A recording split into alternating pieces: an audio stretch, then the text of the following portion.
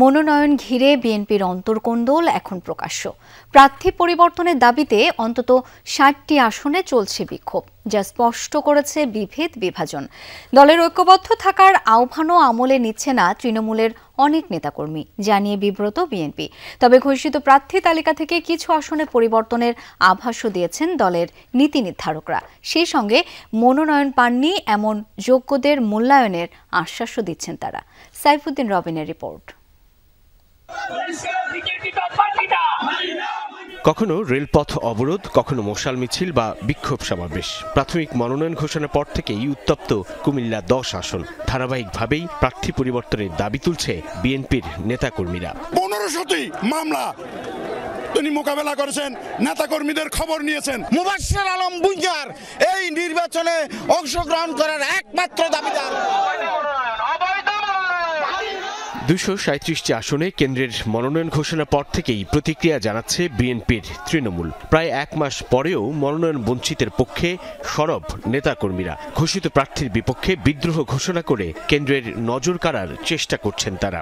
তার নমিনেশন না দিলে আমরা রাজপথ ছাড়ব না। অন্য পার্টিকে আমরা চাইও না, অন্য পার্টি আমরা মানিও না। আমরা জনগণ তার প্রিয় হইয়া তার জন্য আজকে রাজপথে। কোথাও কোথাও প্রার্থী বদলের দাবিতে কর্মসূচি পালন করতে গিয়ে মনোনয়ন প্রাপ্তির সমর্থকদের সঙ্গে সংঘর্ষে জড়ানোর ঘটনাও আছে। মূলত বিতর্কিত ১/১১ সংস্কারপন্থী, হাইব্রিড কিংবা বহিরাগত দাবি তুলে এই বিক্ষোভ। ত্যাগীদের মূল্যায়ন হয়নি এমন অভিযোগে দেশের নানা প্রান্তে ঘোষিত ২৩৭টি আসনের মধ্যে ৬০টির অধিক আসনে বিক্ষোভ অব্যাহত রেখেছে তৃণমূল। কর্মীদের দাবি প্রার্থী পরিবর্তনের। প্রতিদিনই নতুন নতুন এলাকা যুক্ত হচ্ছে এই বিক্ষোভের তালিকায়। ১৭ বছরে একটি মামলা নাই, কারো কোনো নেতা কর্মীর পাশে ছিল না। একযোগের এই গ্রুপিং আমি মনে করি এটা কেন্দ্র থেকে শুরু করে বিভাগীয় সাংগঠনিক যারা দায়িত্বে আছেন তারাও জানেন। এই মিটিং মিছিলটা চলমান থাকে, তাহলে আমরা দলীয়ভাবে আমরাও পিছিয়ে পড়ব। দেখা যাচ্ছে আমাদের বিপক্ষ যে দল আছে তারাও কিন্তু সুযোগ নেওয়ার একটা চেষ্টা করবে। বিএনপির প্রাথমিক মনোনয়ন প্রাপ্তদের নাম ঘোষণার পর তৃণমূলের বিক্ষুব্ধ এমন প্রতিক্রিয়ায় বিব্রত হলেও এটিকে স্বাভাবিকই বলছেন দলের শীর্ষ নেতারা। স্বাভাবিকভাবে যারা উৎসাহী ছিল, আশা করেছিল, তারা মনোনয়ন পায়নি, তাদের সমর্থক আমাদের নেতাকর্মীরা অনেক আছে এবং তারা কিছু জায়গায় প্রতিক্রিয়া দেখাচ্ছে। আমার মনে হয় একটু সময় গেলে এটা সঠিক হয়ে যাবে। মনোনয়ন পরিবর্তন দাবি যাচাই বাছাইও করছে কেন্দ্র। সেই সঙ্গে চেষ্টা চলছে সমঝোতারও। কয়েকটি আসনে প্রার্থী পরিবর্তনের আভাসও দিচ্ছেন নীতি নির্ধারকরা। আশ্বাস দিচ্ছেন মনোনয়ন বঞ্চিতকে নানাভাবে মূল্যায়নের।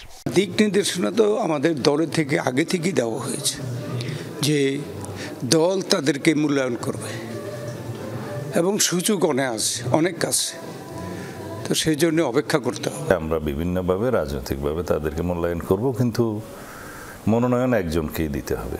যেহেতু আমরা এটা ফাইনাল সিলেকশন বলছি না, আমাদের এখানে পুনর্বিবেচনার সুযোগ আছে দুই একটা ক্ষেত্রে। যদি দলের সিদ্ধান্ত সঠিক না হয় সেই ক্ষেত্রে এটা পুনর্বিবেচনার সম্ভাবনা আছে, তবে সেটা খুব বেশি জায়গায় হয়তো দেখা দিবে না।